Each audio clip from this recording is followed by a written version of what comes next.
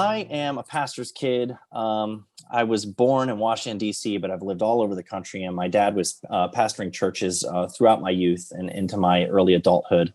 And so I personally have a background in the church and behind the scenes knowledge of how the church works. And, I played guitar in my own worship team, and I grew up in the youth group. And so I have a lot of insight into the types of jokes that the Bee really started out making, kind of poking fun at the church's own idiosyncrasies and dealing with, some controversial theological issues and stuff like that. So I had a background in those things. That's why the Bee was so attractive to me when I first came across it. I'm not the founder of the Bee. I acquired it back in 2008 from its founder, Adam Ford.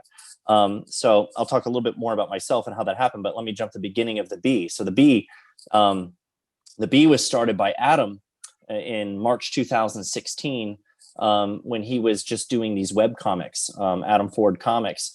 And they were kind of like these curiously Christian comics, he called them, where he's making a point through his little comic strip. Oftentimes it's a joke, oftentimes it's a more serious point dealing with even, very serious issues like abortion through his comics. And he built an audience, a pretty large audience with that.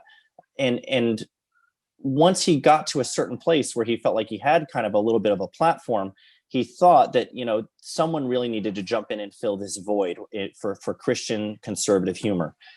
There was nobody really doing satire from a Christian conservative perspective, well, at least at that time.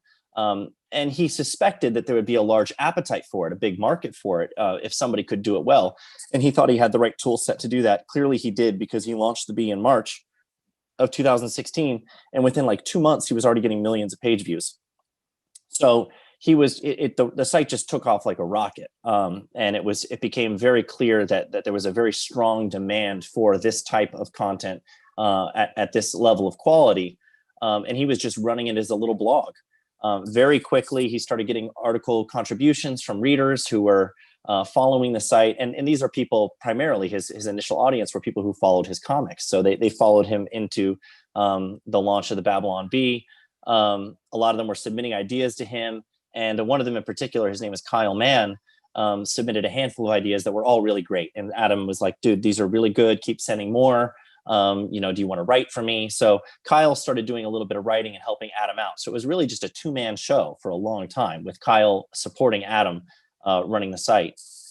Kyle's now our editor-in-chief, and I promoted him to that role when I acquired the site, and Adam kind of stepped back from things. But that was in 2016, and I didn't come into the picture until April, May of 2018. So the site was 2 years old when I got involved.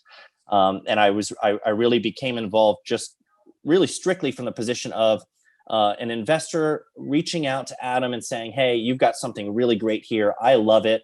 I love the humor. I love the church angle, but I also love that you're doing the political stuff and that you're reaching a broader audience just beyond, the evangelical audience that you tapped into initially. Do you need some funding to kind of get to the next level? And he was about to close a deal with somebody else who was trying to buy the Bee from him. And he was really ready to step out of the driver's seat. He was really concerned about big tech censorship. And he wrote a manifesto kind of detailing some of the reasons why he handed the Bee off to me when the deal ended up going through. But his initial deal that he was working out fell through, and he came back to me and said, hey, look, I'm not really looking for an investor. I know that's what you said you wanted to do, was just kick in some capital for equity, but I want to sell this thing. I want to step out of the driver's seat and have someone else take it over. And he had some reservations about that fight with big tech and how censorship was going, and how Facebook and Twitter and the Googles of the world exercise so much power, and they can, just throttle you based on ideological differences and disagreements. That really concerned him. And he didn't want to be playing much of a role in that world anymore, and being dependent on them for his daily bread. And so he decided that he wanted to step out of that. And I saw it as an opportunity. I look at things a little differently than Adam. We have a different perspective on this. I saw it as a great opportunity to step in and be like, hey, if you don't want to be driving the Bee when that fight comes to your doorstep, I do, because I see that as a worthwhile effort. I think somebody needs to be willing to be on those front lines fighting that fight.